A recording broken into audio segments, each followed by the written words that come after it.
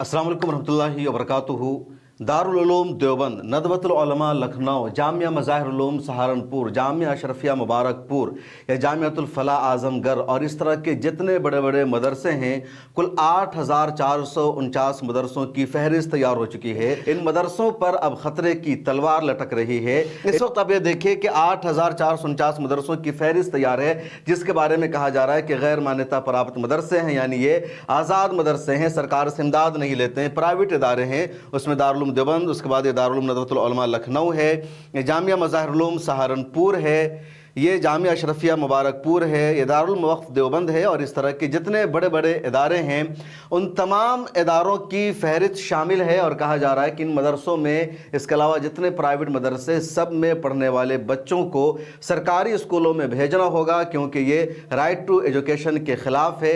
14 साल की उम्र तक के बच्चे तो इन मदरसों में बिल्कुल भी